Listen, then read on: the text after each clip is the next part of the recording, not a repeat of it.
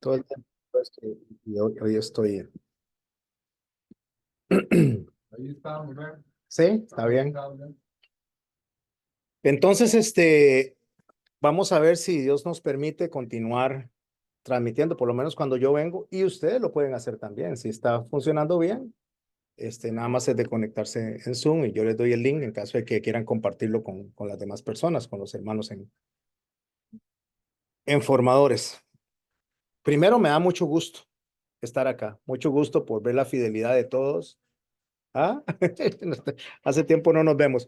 Me da mucho gusto por ver la fidelidad de verdad de la iglesia. Siempre que vengo, los veo los mismos. Entonces eso muestra fidelidad, ¿verdad?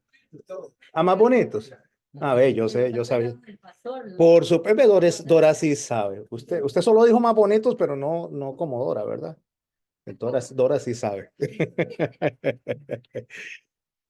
Hoy tengo un mensaje muy interesante y le puse por título, un titular largo es Jesús pobre, Jesús era pobre o solo carecía de posesiones. Y la pregunta es, ¿cuál es la diferencia? Lo que pasa, mis hermanos, es que cuando escuchamos en la palabra de Dios que el Señor se hizo pobre por nosotros, entonces automáticamente se ha tomado eso como una banderilla para decirle a la gente que tiene que ser pobre. Especialmente eso se dio alrededor de los primeros siglos de la fe, de la escritura.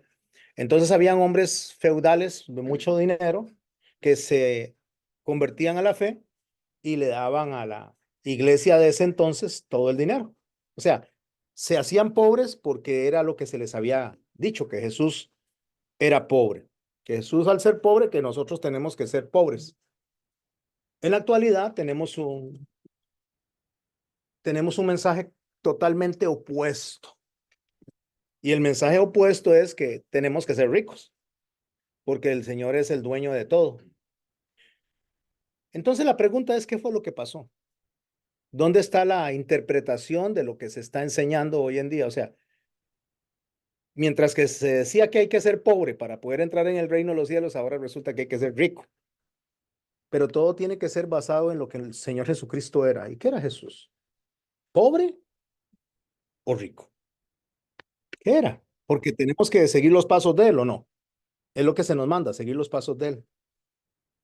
Hace mucho tiempo, recuerdo que se habló de un hombre millonario, muy millonario. Ahora tiene más dinero, pero no voy a mencionar el nombre de él, aunque él es muy conocido, muy popular, pero no deseo mencionar el nombre de él.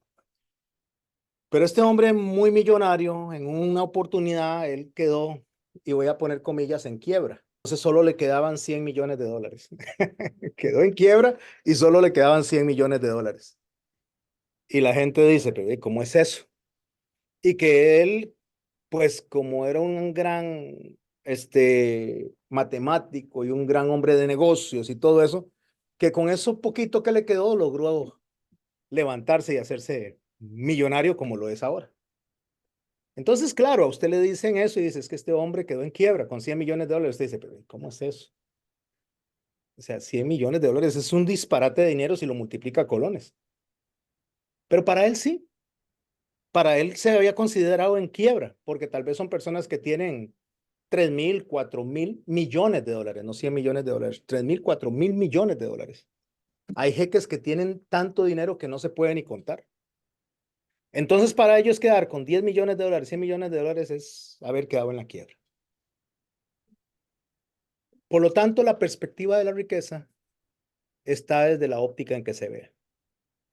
Cuando hablamos de Jesús como pobre, hablando de materialmente, ¿desde qué óptica lo estoy viendo?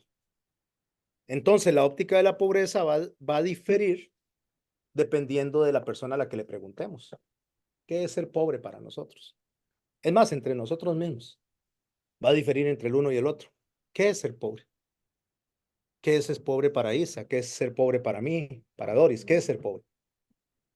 Para algunas personas ser pobre es estar en la completa miseria y no tener absolutamente nada ni qué comer. Para otros la pobreza es tener solo una casa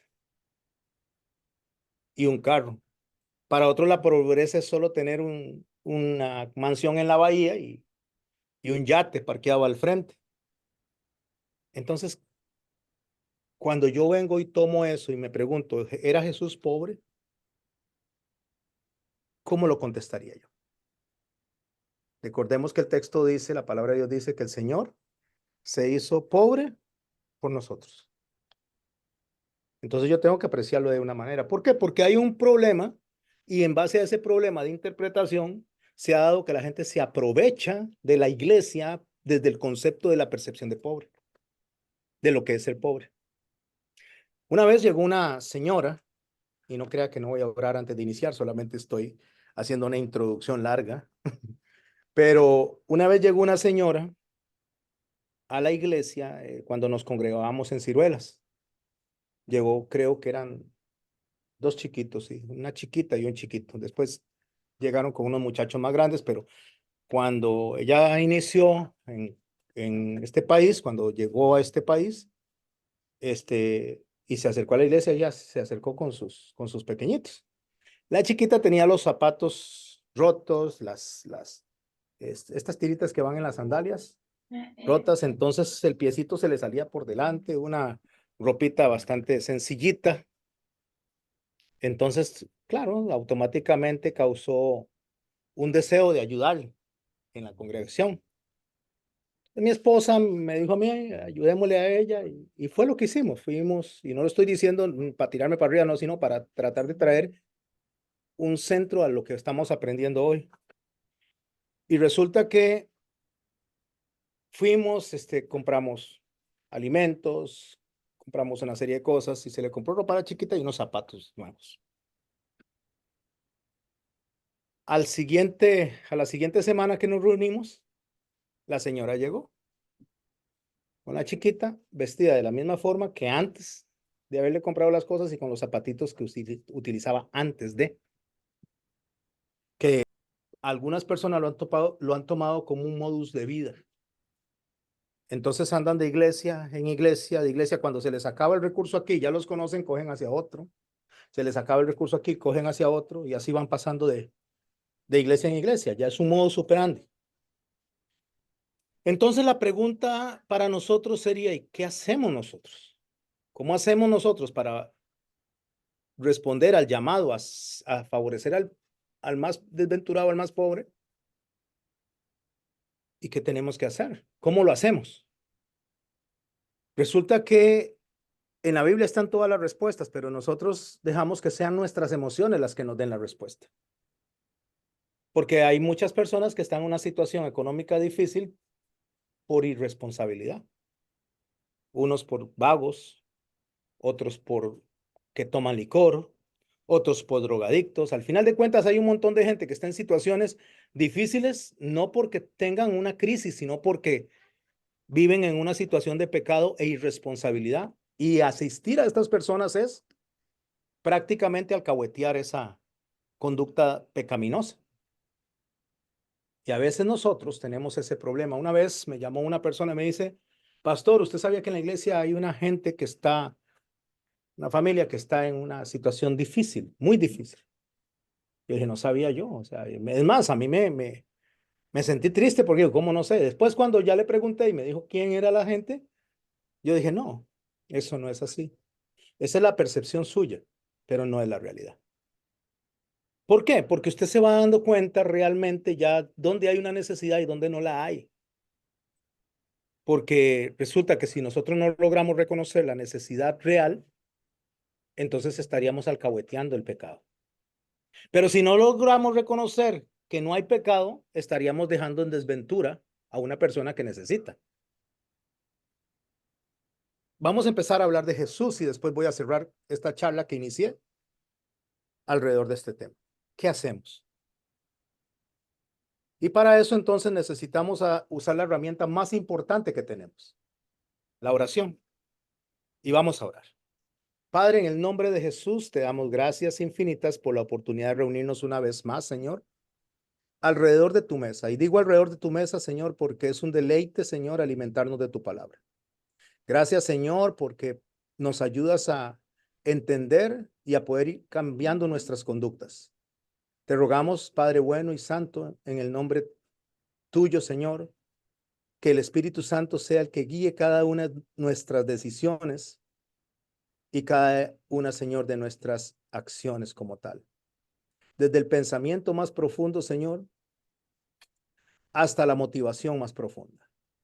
Porque a veces, Señor, equivocadamente creemos que hacemos algo para ti y lo hacemos para nosotros mismos, para exaltar nuestro ego, para sentirnos bien, para sentirnos buenos. Ayúdanos, Señor, a hacer las cosas por la razón correcta, por la motivación correcta, Señor, que es adorarte a ti. En el nombre de Jesús te damos gracias. Amén. ¿Jesús era pobre o rico? ¿Qué responderían ustedes ante esa pregunta? Tenemos que analizar primero la vida de Jesús alrededor de donde él vivía y el contexto socioeconómico, sociocultural en el que vivía. Primero, su papá era un carpintero. Comencemos por eso. Cuando estoy hablando de su papá, estoy hablando de su papá sobre la tierra, el esposo de María. De hecho, no es su padre, sino su padrastro, porque el Espíritu Santo puso la semilla en María, así que Dios es el padre de Jesús. Era carpintero. Esa labor que él hacía, o ese oficio que él hacía, no lo ponía entre la élite de riqueza, pero sí lo ponía entre una clase media, más o menos. ¿Por qué? Porque para ser carpintero, primeramente tenía que ser una persona que tuviera herramientas, y usted vaya a cualquier lugar donde hay un mueblero, y para tener sus herramientas tiene que tener su lugar de trabajo, y para tener su lugar de trabajo tiene que tener la posibilidad de comprar la madera para hacer los trabajos y todo lo que se necesita. Entonces eso no lo pone en una condición de pobreza, lo pone en una condición de una persona trabajadora, pero no pobre. En el caso de José, muy cerca, a más o menos un día de distancia, había una provincia romana que estaba en completa evolución. Entonces los romanos mandaban a hacer muebles de muy buena calidad y pagaban bien por eso. Es como que si alguno de los hermanos que trabajan en carpintería o en ebanistería viviera en el centro de Beverly Hills o en el centro de las ciudades más ricas del mundo, porque estamos hablando del Imperio Romano. Entonces, la gente que se acercaba a comprar esos muebles era gente adinerada. Jesús, cuando habla de sí mismo, nunca habla de sí mismo como pobre, nunca se habla de que yo soy pobre, no lo dice así. Es lo que dice que el Hijo del Hombre no tiene donde recostar su cabeza, que no es lo mismo. Lo que él estaba hablando, cuando él dice que él no tiene donde recostar su cabeza, él está hablando que él no se aferra a las cosas materiales, porque él todos los días tenía donde dormir, aunque se lo proveyeran las personas, pero siempre tenía donde dormir. Cuando los discípulos le preguntan a Jesús dónde él habita, le dice, si quieren vengan y vean. Y ellos llegaron y se quedaron con él. Entonces tenía siempre donde pasar la noche, no la pasaba a la intemperie. Diferente a la mención que él hace de Lázaro, que Lázaro él lo describe como una persona miserable, con llagas, totalmente enfermo. Pero Jesús no se identifica de sí mismo como tal. Y si vamos a los discípulos eran pescadores, tenían barcas. En el contexto cultural es como si usted hoy tuviera un bote o tuviera un barco de pesca, tuviera una casa, entonces eso no lo hace pobre. De hecho, muchas personas en este país se consideran pobres porque pescan y porque no les va bien en la pesca, pero eso no les hace pobres, les hace personas que tienen carencias, pero el término de pobreza está enfocado a la persona que no tiene ni lo básico, ni siquiera la comida básica, ni dónde vivir. Ese es el concepto de pobreza que se entiende en todos los tiempos, que es un concepto de miseria. Si yo le pregunto a ustedes si son pobres, ¿cuántos se consideran a sí mismos pobres? Bueno, yo me considero pobre porque solo gano 300,000 colones por mes. O el otro, bueno, yo me considero pobre porque solo gano 500. Y ahí vamos analizando. Entonces volvemos a la perspectiva de la pobreza. O sea, ¿qué es ser pobre para mí? Pero quiero preguntarle, ¿cuántos de los que están aquí no desayunaron hoy? Hay alguien que no que esté en ayuno, sino que no haya desayunado porque no tiene que comer. Hay alguien que diga aquí, pastor, me vine sin poder comerme nada porque no tengo nada. Si usted levanta la mano aquí, inmediatamente vamos a hacer algo para socorrerle. Pero creo que no hay ninguno aquí que no haya tenido que comer ni hoy, ni ayer, ni antier. ¿Verdad? Más bien estamos gorditos, dice. Así pasaba con los discípulos de Jesús. Tenían barcas. Era como una especie de cooperativa. Porque varios hermanos se hacían la misma labor de pesca. Como les dije, Jesús nunca se identificó a sí mismo como pobre. Jesús predicó la modestia, la humildad, el desapego a las cosas materiales. Pero esto no significa que porque él predicara eso, era pobre. ¿Por qué? Porque el hecho de que su mensaje se centrara en el amor y en el desapego a las cosas materiales no nos hace pobres.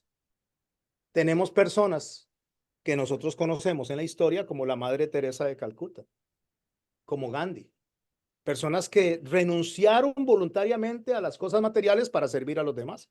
No los hace pobres, renunciaron a eso. Jesús predicó de salvación, de los valores espirituales. El Señor Jesucristo predicó acerca de la modestia, como les dije hace un momento, que es muy diferente este concepto a la pobreza, muy diferente.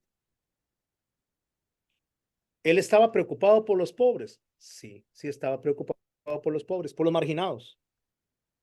Tenía empatía con ellos y nos llamó a ayudarles. ¿Por qué?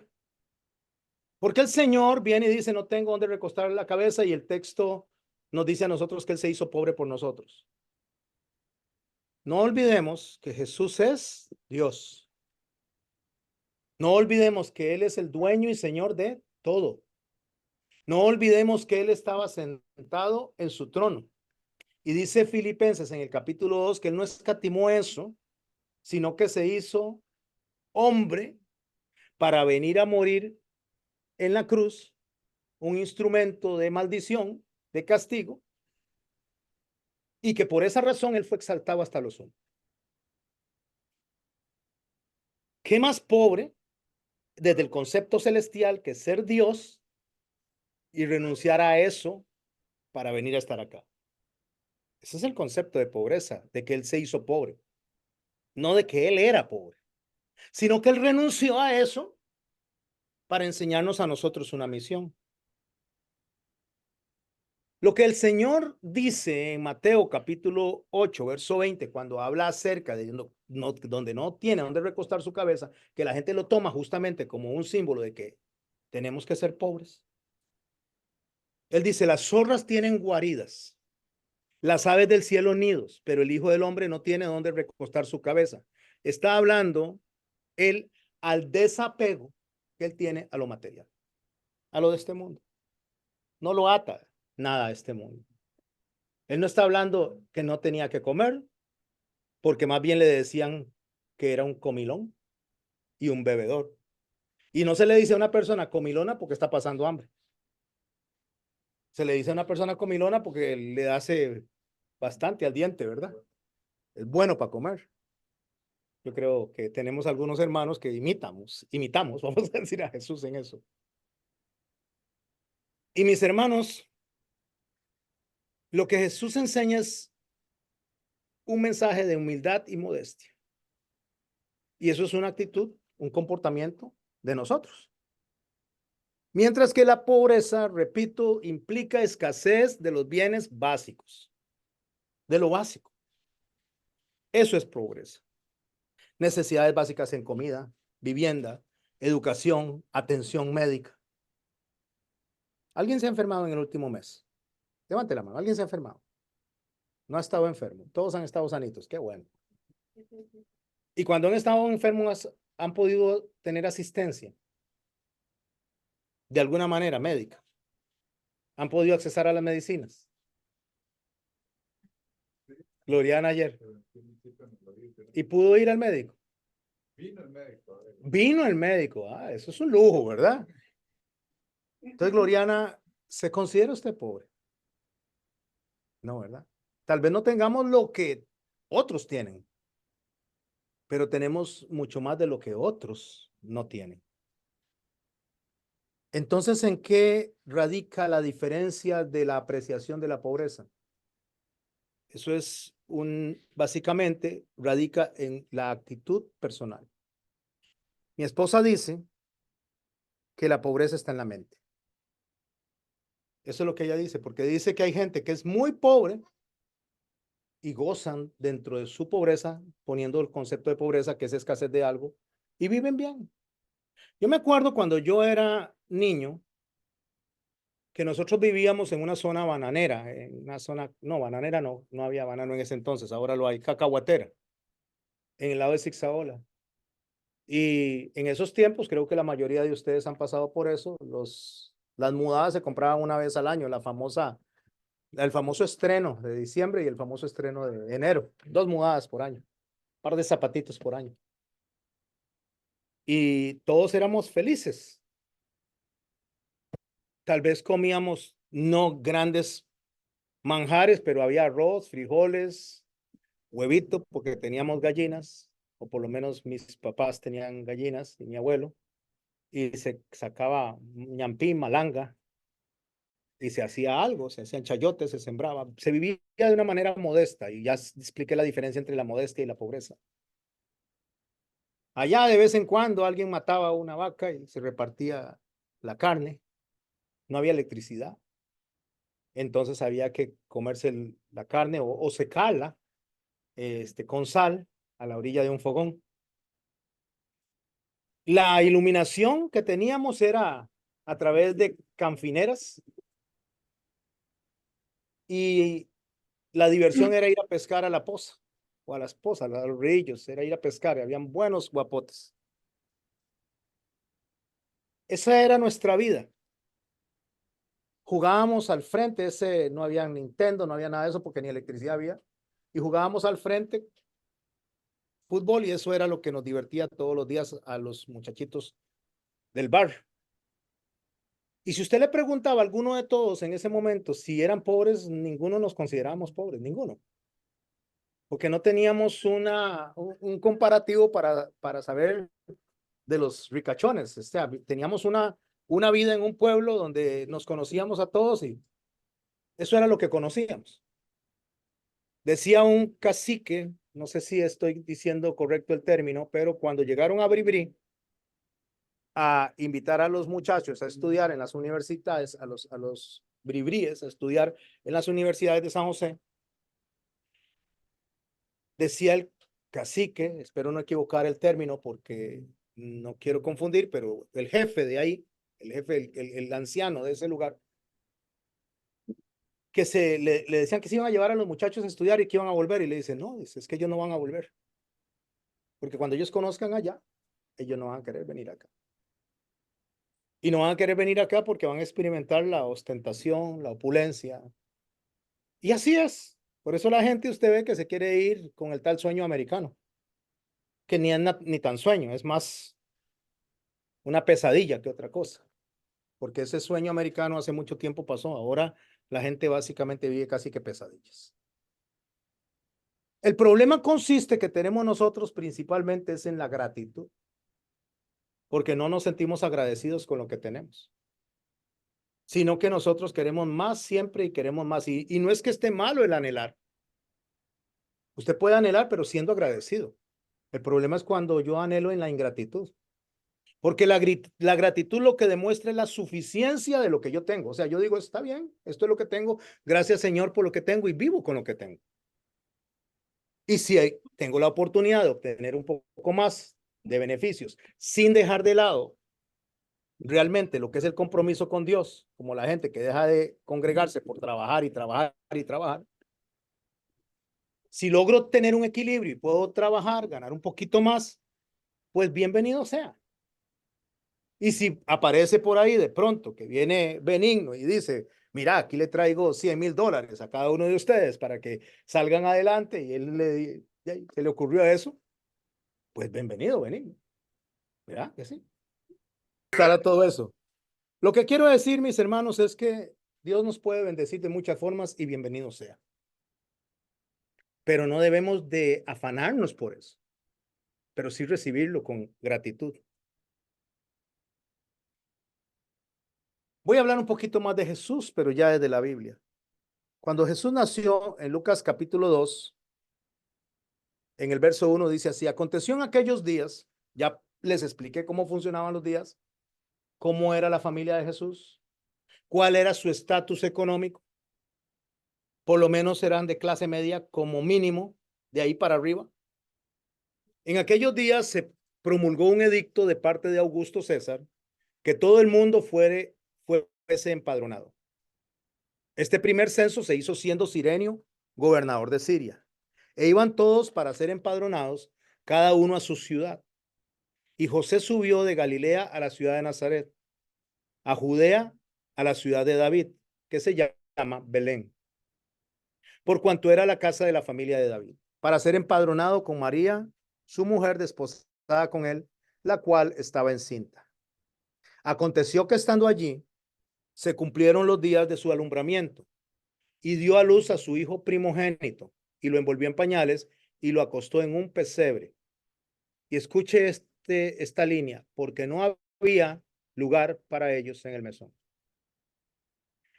Resulta que cuando se habla de Jesús en el día de su nacimiento, es que él nació tan pobre, que no tenía ni dónde hospedarse, entonces lo metieron a un pesebre. Por esa razón. Y resulta que el texto no dice eso, dice que no había campo. O sea, su papá estaba buscando dónde hospedarlos. No sé en qué clase de hotel estaba buscando o en qué clase de posada, pero estaba buscando dónde hospedarlos, y eso no lo hace un pobre. Usted no se va con su familia para otro lugar donde usted está lejos y llega a una ciudad y llegó a México y usted viene y va a buscar un hotel donde hospedarse. No lo hace si no tiene dinero. Lo hace porque tiene con qué pagar. Pero el problema ahí fue que no había lugar porque era mucha la gente que estaba. Eso para comenzar. Pero si aún a eso le sumamos que a los 2 años, casi 2 años, poquito menos, y lo sabemos porque Herodes mandó a perseguir a los niños menores de 2 años para matarlos, que llegan los famosos reyes. Déjeme decirle que los reyes no llegaron el día que Jesús nació, pues a la casa, no al mesón, que es otra cosa. Así que todo ese escenario que ustedes ven en diciembre es un escenario sumamente falso, no es bíblico, y la mayoría de la gente lo fomenta y lo promociona. Volviendo al tema, cuando estos hombres llegan, estos sabios llegan, porque no eran magos, eran maguíes. La palabra ahí es maguía, y la palabra maguía es personas sabias, conocedoras de los astros. Magos es el que hace hechicerías. Ellos eran científicos que estudiaban los astros, la posición de las estrellas, la posición de los planetas, y por eso sabían la fecha próxima al nacimiento del Señor. Ellos llegan a la casa de Herodes y anuncian que andan buscando al niño, pero ya Herodes había expulsado, cuando ellos llegaron, ya Herodes había expulsado a los niños, ¿se acuerdan? Bueno, los iba a expulsar. El asunto está en que ellos, cuando se topan después en la casa, y subrayo la casa, no el mesón, la casa, cuando ellos llegan a la casa, ellos le llevan 3 obsequios: oro, incienso y mirra. Los 3 obsequios son obsequios de muchísimo valor, antes y ahora. El oro valía mucho dinero antes y el oro vale mucho dinero ahora. Con eso José escapa y se va para Egipto con su hijo para que el rey no lo mate cuando sea todo el escenario del asesinato de los niños. Porque Dios le provee a José las riquezas a través de estos sabios para que pueda sostenerse e irse. Y se va como que le digamos a Millo, le vamos a dar, tome, aquí le vamos a dar los $100,000 que nos da a cada uno. Veninos, se los vamos a dar todos a usted, para que usted vaya y se vaya y se dé una vueltita de un par de años. Millo dice, sí, yo me voy a ir. Y se va con platica. Así se fueron ellos, así se fue la familia de Jesús. Se fue con los recursos económicos porque se le dio algo que era muy valioso. para poder sostenerse. En cuanto ya él está grande, él crece, empieza a hacer su ministerio, predica, es arrestado y lo van a asesinar o lo están crucificando. Sus prendas eran tan valiosas porque él usaba un tipo de prenda sacerdotal, o sea, que era cosida de una sola pieza, o sea, era tejida de una sola pieza, no tenía empates, por lo tanto era una prenda fina, era una prenda costosa. Y sabemos que es una prenda costosa porque Mateo 27:35 nos describe algo muy interesante. Cuando le hubieron crucificado, repartieron entre sí sus vestidos echando suertes.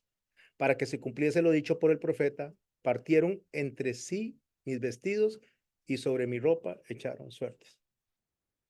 Si usted hace a un lado para que se cumpla lo que el profeta dijo, que es justamente una señal de que él es el Mesías, y se concentra en que hicieron suertes, o sea, se apostaron las vestiduras de él, jugaron sobre las vestiduras de él.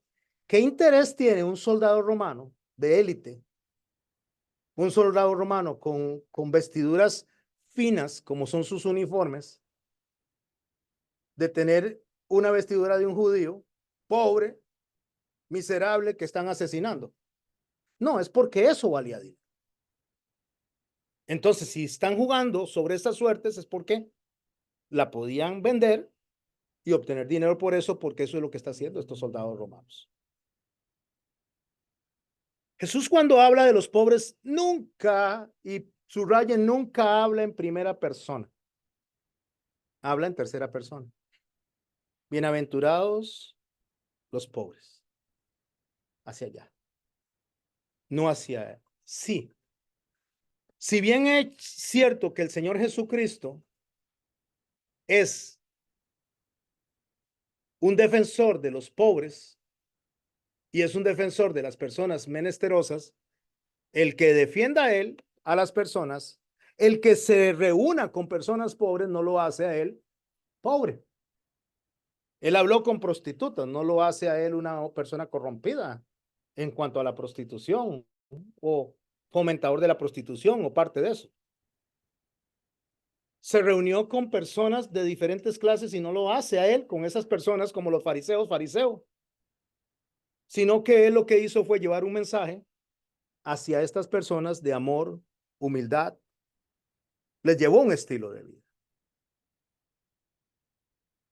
Les enseña a que acumular riquezas no es bueno, a que debemos de vivir modestamente y compartir con los demás lo que Dios nos ha dado a todos.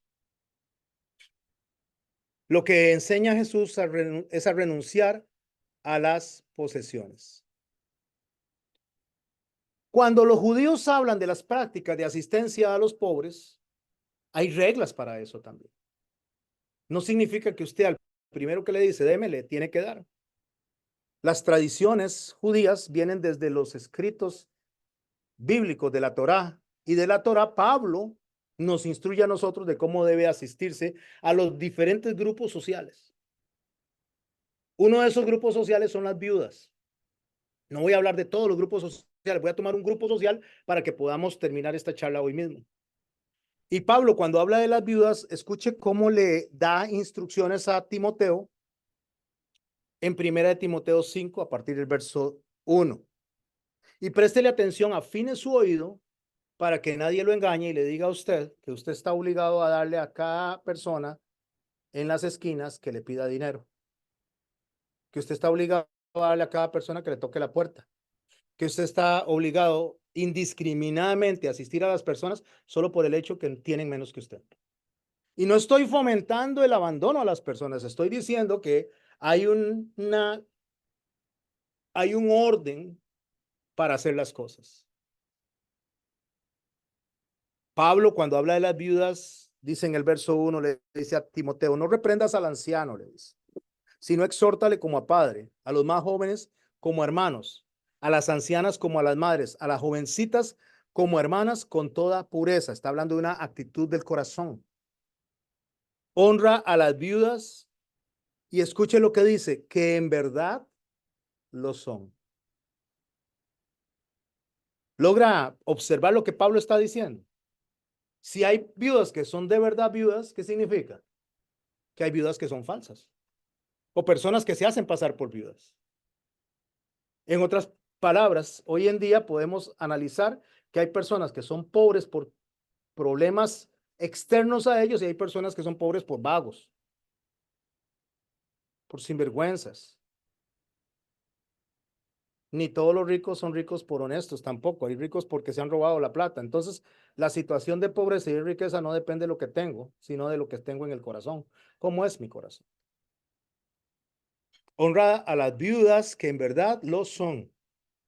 Pero si alguna viuda tiene hijos, escuche, por favor, preste atención. No es a todas las viudas a las cuales usted tiene que asistir. Si alguna viuda tiene hijos o nietos, aprendan estos primero a ser piadosos para con su familia y a recompensar a sus padres, porque esto es bueno y agradable ante Dios. ¿Qué le está diciendo? Si hay viudas que tienen la familia tiene que sostenerla.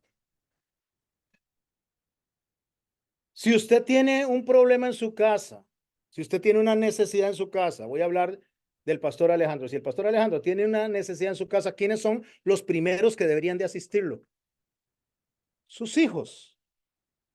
Si trabajan, son los primeros que deberían de honrar a su padre y a su madre por todos los años que ellos les han dado materialmente el sustento, emocionalmente y amorosamente. Son los primeros. En una iglesia, si tenemos un problema de un hermano aquí dentro de la iglesia y sabemos que está pasando por una dificultad real, ¿quiénes son los primeros que tienen que asistirlo? Nosotros, la iglesia. Pablo no está diciendo que no se haga, se está diciendo que hay que saber cómo hacerlo. Hay un orden para hacer las cosas. Mas la que en verdad es viuda y ha quedado sola, escuche, ahora viene y aparta a las que tienen familia y toma a las que quedan completamente solas. Mas a la que en verdad es viuda y ha quedado sola, espera en Dios y es diligente en súplicas y oraciones. O sea, si es una viuda que está diligente en súplicas y oraciones, noche y día, ¿qué está diciendo? Vea el testimonio.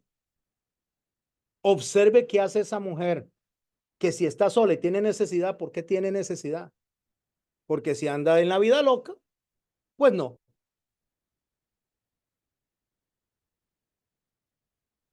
Y es diligente en súplicas y oraciones de noche y de día, pero la que se entrega a los placeres viviendo está muerta. Ok, entonces tenemos una mujer sola, una mujer viuda o tenemos una persona con necesidad. Pero usted lo ve en la cantina, usted lo ve en un puro pachangón, usted lo ve con un celular el más caro que tiene y dice que no tiene que comer. Si tiene para pagar internet, tiene para comer, ¿no? ¿Cómo es posible que hay gente que llegue y le dice, mira, no tengo ni qué comer, pero todos tienen en la familia internet por separado? ¿Por qué entonces no agarran esa plata, la hacen a un lado y compran comida? ¿Cuál es la prioridad? ¿Chatear o comer? Si usted tiene para chatear, tiene para comer. Pero si usted no tiene ni para comer, aunque no chatee, entonces usted está en un problema. Pero si usted tiene un buen celular, tiene unas buenas tenis, tiene una buena ropa y no tiene comida, hay un problema. Si usted tiene internet en su casa y se la pasa jugando día y noche y paga Netflix y paga diferentes aplicaciones, entonces tiene plata para comer. Hay un orden de prioridades errado en ese lugar. ¿Y cómo usted entonces va a llegar y asistir? Algo que la persona no quiere asistir. Por eso tomé solamente el grupo de las viudas, pero nos abarca, nos ayuda a tener un entendimiento más. Manda también estas cosas, dice Pablo, para que sean irreprensibles. Porque si alguno no provee para los suyos, y mayormente para los de su casa, ha negado la fe y es peor que un incrédulo. Aquí Pablo ya hace una llamada de atención a aquellas personas que andan salvando el mundo y no ayudan a su casa.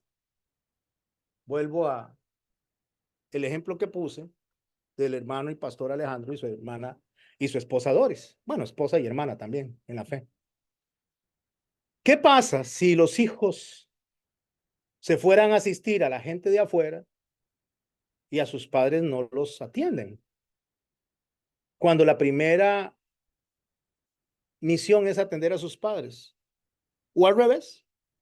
¿Qué pasa si el pastor Alejandro y la hermana Doris se la pasan ayudando a todo el mundo, asistiendo a todo el mundo y tal vez su nieta está en una necesidad, sus hijos están en una necesidad, entonces ayudamos a todo el mundo, pero a ellos no. Hipócritas, dijo el Señor Jesucristo, le dijo eso a los fariseos, hipócritas, porque llaman corbán ustedes, dice, a lo que podían darle a sus padres.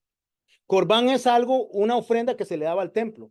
Entonces ellos, los fariseos, no le daban a sus padres ofrenda porque decían que se le habían ofrecido al templo. Hipócritas, dice. Pero vea qué interesante, la estaban dando en el templo, la estaban dando para el templo de Dios, para el sacerdocio. Y aún así, cuando se estaba dando para el sacerdocio, esa ofrenda, el Señor le dice hipócritas. ¿Por qué? Porque sus padres estaban en necesidad y ellos preferían dársela a los sacerdotes. No sé si podemos ver el orden que el Señor tiene en cuanto a nuestra asistencia económica. O sea, si, voy a poner un ejemplo, si Gloriana ayer tuvo un problema y tuvieron que traer el médico y viene Dora y dice, bueno, es que mañana tengo que ir a la iglesia, mire, y aquí tengo esta ofrenda para la iglesia, pero hasta la otra semana podemos atenderle ese oído. Esta semana no, porque solo tengo lo de la iglesia. Eso es hipocresía, dice el Señor, porque su hija está necesitando. Bueno, yo no sé quién pagó, porque los dos trabajan, pero me estoy refiriendo a tratando de traer la idea. Y el Señor dice hipócrita, o sea, ahí tiene una necesidad y usted está ocupada para atender el templo, que esta necesidad es mayor que esta en este momento. Por eso ellos, el Señor le dice que en el día del Shabbat, en el día de reposo, dice que ellos eran tan hipócritas para asistir a un animal, pero no a una persona. Respetando supuestamente las leyes del Señor, y entonces el problema estaba en el corazón, en el amor. Pero no significa tampoco que tenemos que ser nosotros y venir así como así, y agarrar los recursos de la bendición de Dios para la familia y dispararlos al primero que aparece sin nosotros hacer un análisis espiritual de lo que está pasando. Entonces dice en el verso 9, sea puesta en la lista solo la viuda no menor de 60 años. ¿Lo captaron? ¿A quiénes hay que ayudarle? ¿A quién hay que poner en la lista de la iglesia? Dice Pablo. A las mayores de 60 años. ¿Por qué? Pablo lo dice más adelante. A la menor, que no sea menor de 60 años, que haya sido esposa de un solo marido. O sea, no a la que anda ahí de picaflor. Que tenga testimonio de buenas obras. Si ha criado hijos. Si ha practicado la hospitalidad. Si ha lavado los pies de los santos. Si ha socorrido a los afligidos. Si ha practicado la buena obra. ¿Sabe qué está diciendo Pablo? No, si ha tenido una vida de un desmadre o un despadre. No, esa es la consecuencia de la vida que ha tenido. Asista a las personas que han sido diligentes, que están en una situación no por irresponsabilidad, están en una situación difícil porque realmente no tuvieron opción. ¿Cómo lo sé yo? Porque Pablo lo dice en el verso 11, pero las viudas más jóvenes no admitas. Porque cuando impulsadas por sus deseos se rebelan contra Cristo, quieren casarse. O sea, son viudas y ya al día siguiente, ay, repárame un esposo, dame un esposo, quiero tener esposo. Y él le dice, se están rebelando contra Cristo. ¿Por qué? Porque están casadas con Cristo. Y no es que no se casen, cásense, pero si no se aguantan, si tienen problemas físicos que no pueden controlar, bueno, y ahí pues cásense. Pero a esas no las asista. Porque lo que hacen es incurrir así en condenación por haber quebrantado la primera fe. ¿Cuál es la primera fe? ¿Alguien me puede decir cuál es la primera fe? ¿Cuál es el primer mandamiento? Amar a Dios por sobre todas las cosas. Entonces, ¿qué es lo que el Señor dice? Bueno, señora viuda, porque Pablo lo dice más adelante. Dice, mira, a las viudas y a los solteros, yo les digo que no se casen. No lo dice Dios así, sino para evitarle sufrimiento, dice. Quédense solos, como yo, dice Pablo. O sea, le está diciendo, no se embarquen, mejor vivan tranquilos, vivan en paz, vivan solos. Porque si se casan van a tener un dolor de cabeza. Eso es lo que le dice a los jóvenes y a las viudas él.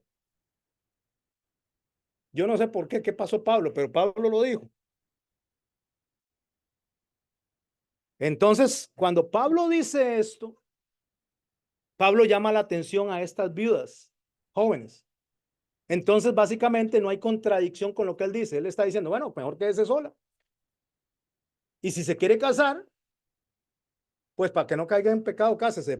Por si está libre, ya está viuda. Porque estas viudas jóvenes dice que andan buscando con quién casarse y andan de casa en casa, así lo dice, aprenden a ser ociosas. O sea, son unas vagas. Dice. Andan buscando quién las mantenga. Qué feo suena eso, pero yo no lo dije, lo dijo Pablo. Si quiere, le reclama a Pablo. Le dice que aprenden a ser ociosas andando de casa en casa y no solamente ociosas, no solamente vagas, sino chismosas, entrometidas y hablando donde no debieran. Y usted ve un montón de gente, hagamos el ministerio de las mujeres y vayamos de casa en casa y que la mujer aquí, la mujer allá. Busque trabajo, es lo que está diciendo Pablo. Busque trabajo.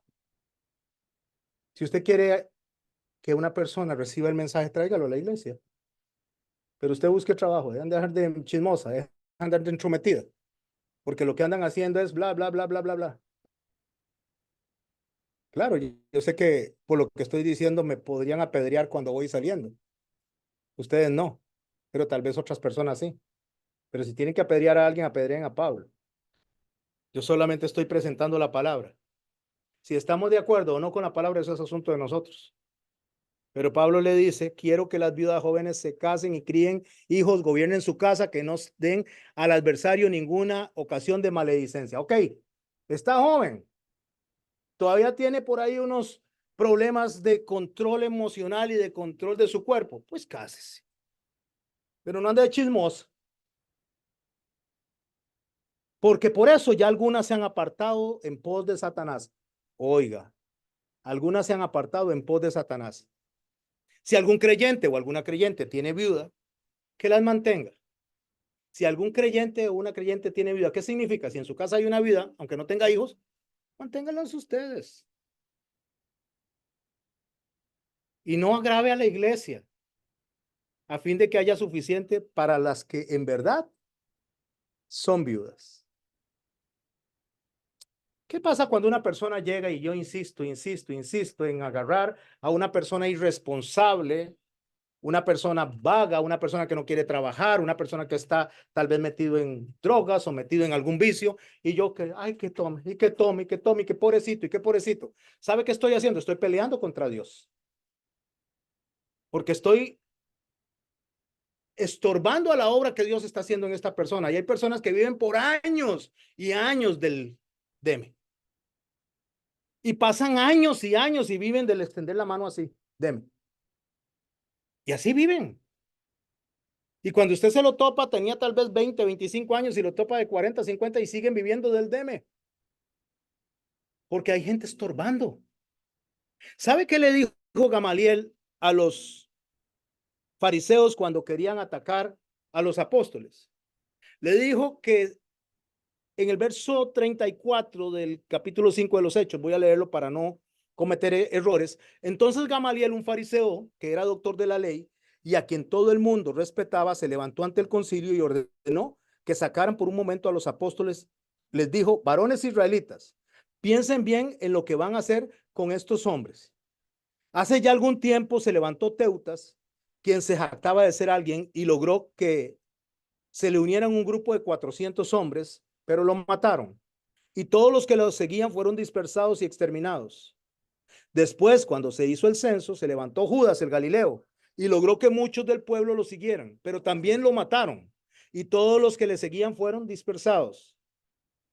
Pero eso, por eso les digo ahora, y escuche bien lo que él dice. Este es el centro de lo que quiero rescatar. Que a veces nosotros nos ponemos a hacer lo que Dios no nos mandó a hacer. La iglesia se pone a hacer lo que Dios no le mandó a hacer. y deja de hacer lo que sí le mandó. Y escuche lo que dice Gamaliel, déjenlos, porque si esto que hacen es carácter humano, se desvanecerá. Pero si es de Dios, no lo podrán destruir. No vaya a ser que ustedes se encuentren luchando contra Dios. No vaya a ser que se encuentren luchando contra Dios. ¿Lo comprenden? A veces nosotros nos ponemos a hacer cosas que Dios no nos mandó a hacer y a estorbar la obra de Dios en una persona. Porque para ser exaltado, ¿qué dice la palabra de Dios? Que tenemos que ser humillados. Y a veces no dejamos que algunas personas lleguen a la humillación delante de Dios. No la humillación económica, sino a la humillación del corazón, de que llegue y le diga al Señor, estoy delante de ti, te necesito. Porque entonces ya no necesitan a Dios, necesitan a Benigno, necesitan a Pastor Alejandro, necesitan a Isabel, no necesitan a Dios, porque nosotros somos los que estamos estorbando. ¿Y cómo hago, pastor? Entonces, dime una herramienta, ¿cómo hago? Cuando Salomón fue llamado por el Señor, la palabra de Dios en Segunda de Crónicas, en el capítulo 1, dice que Salomón recibió de Dios una oferta que yo no sé cómo la hubieran tomado ustedes. El Señor le dijo, pida lo que quiera. ¿Qué hubiera pedido usted? ¿Qué hubiera pedido usted, Alejandro? No me salga con sabiduría. ¿Qué hubiera pedido usted estando ahí? ¿Qué hubiera pedido Benín? ¿Yo qué hubiera pedido? ¿Qué hubiéramos pedido? Claro que era un pedido correcto, ¿no? ¿Qué hubiéramos pedido? Piensa esto. ¿Qué hubiéramos pedido? El que tiene un enfermo en su casa, ¿qué hubiera pedido? El que tiene escasez de dinero, ¿qué hubiera pedido?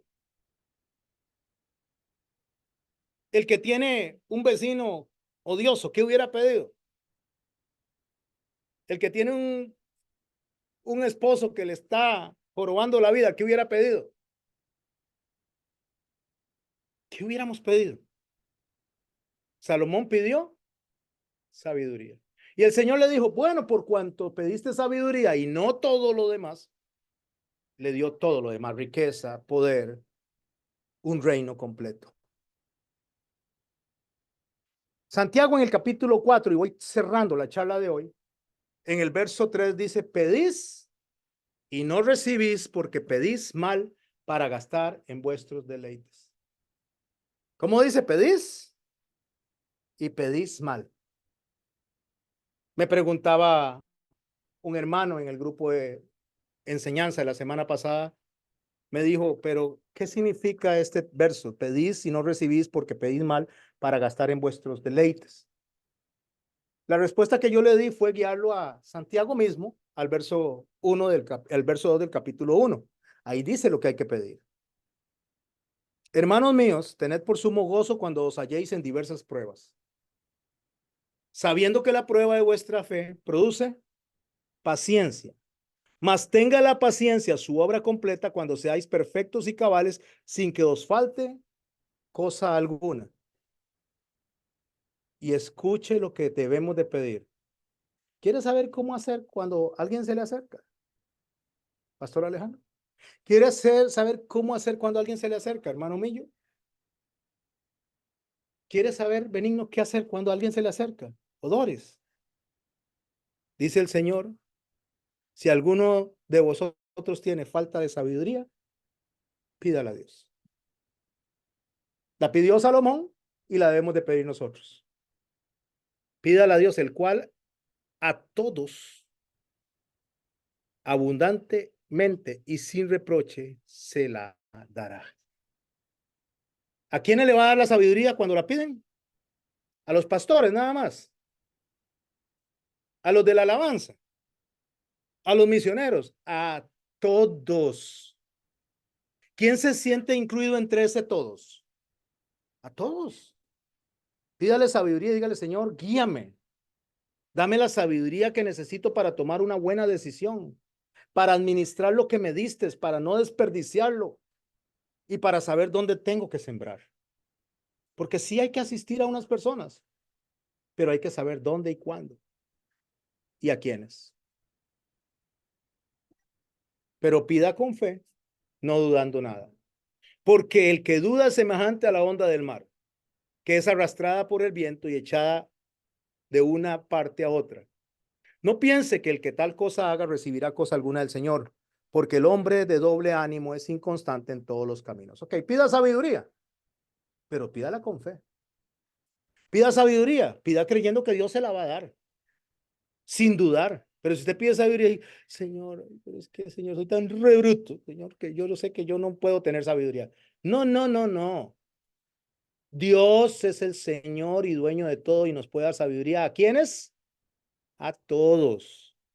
No importa si usted o yo somos muy intelectuales o no somos intelectuales, somos tontillos. Si al final de cuentas Dios nos va a dar a todos, no importa si usted es un médico o si usted es un jornalero, no importa. Dios le da sabiduría a todo el que se la pida.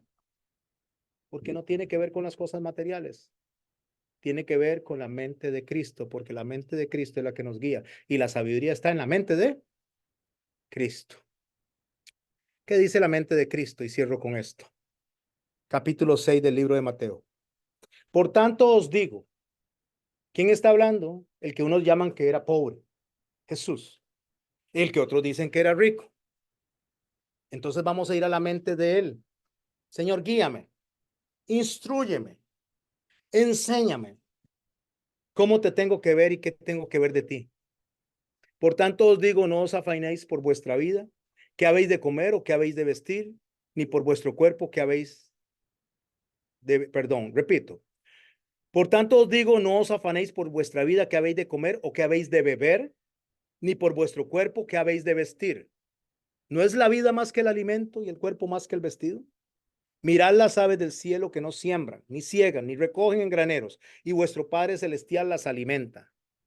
¿No valéis mucho más que ellas? Pregúntese, ¿no trabajan las aves del cielo? Por supuesto que trabajan, hacen sus niditos. Es lo que está hablando es de dependencia.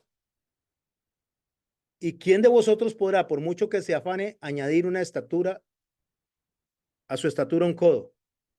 Y por el vestido, ¿por qué os afanáis? Y va a hablar de Salomón, el que pidió sabiduría y le dio todo. Mirad, considerad los lirios del campo, cómo crecen, no trabajan ni hilan. Pero os digo que ni aun Salomón, con toda su gloria, se vistió como uno de ellos.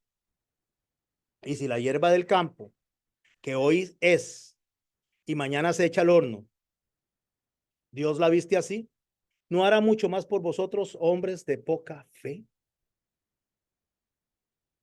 Me impresiona como él dice, hombres de poca fe. No os afanéis pues diciendo qué comeremos, qué beberemos o qué vestiremos. Porque los gentiles buscan todas estas cosas, pero vuestro Padre Celestial sabe que tenéis necesidad de todas estas cosas. Ahora, ¿cómo inició esta charla? ¿Era Jesús rico o pobre? Buscad primeramente el reino de Dios y su justicia y todas las cosas serán añadidas. Buscad el reino de quién y quién es Jesús. ¿Y quién tiene todo entonces? ¿Quién es el dueño de todo? Ante la pregunta, ¿era Jesús rico o era Jesús pobre? ¿Qué es la respuesta correcta? Rico. Él es Dios. Solamente que Él nos enseñó a vivir modestamente. Nos enseñó a no buscar las riquezas. Nos enseñó a buscar el reino de Dios y su justicia. A buscar el amor, la compasión, la benignidad, la bondad, la paz, la mansedumbre. Y todo lo demás será añadido. Así que, concluye el Señor, no os afanéis por el día de mañana, porque el día de mañana traerá su afán. Basta cada día su propio mal. ¿Sabe qué, mis hermanos y mis hermanas? Cuando la palabra de Dios se dice que Jesús se hizo pobre, es porque Dios,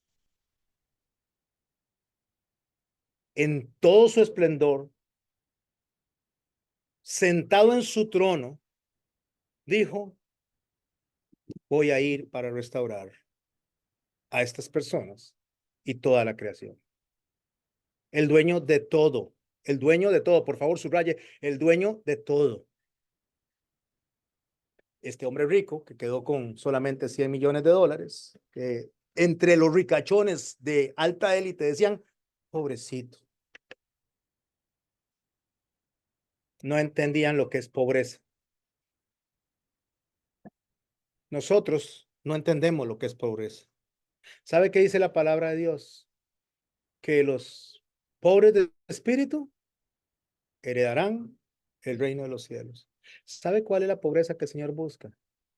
El corazón que dice, Señor, no tengo nada que darte.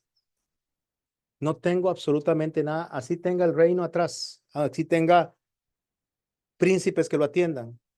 Así tenga todo lo que tenga. Le dice, Señor, nada de esto vale nada delante de ti. Una cosa te pido, dijo David. ¿Quién está hablando? El rey. Palacio, dinero, sirvientes, todo lo tenía. Una cosa te pido. Una sola cosa.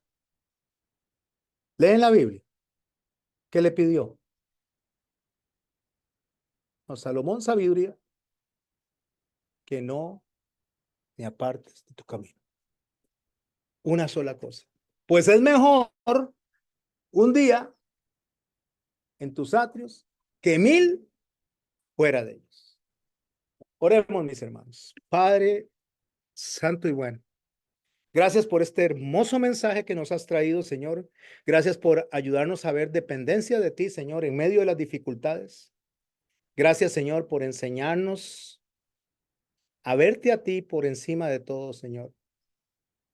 A entender, Señor, que no nos viniste, Señor, a promocionar dinero ni riquezas de este mundo, Señor.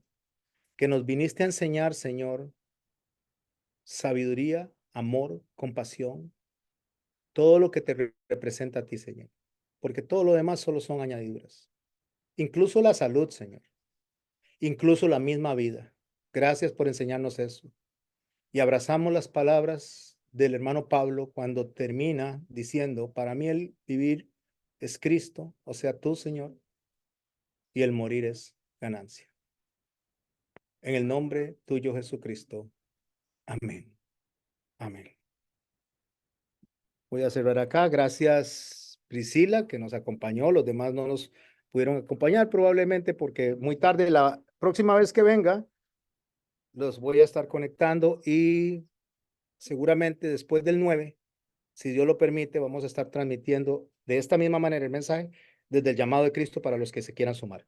Un abrazo, bendiciones. Ahí voy a poner este audio en YouTube para que lo compartan y también se lo compartan a los hermanos de la iglesia. Nos vemos, si Dios lo permite, en la clase del lunes. Así es.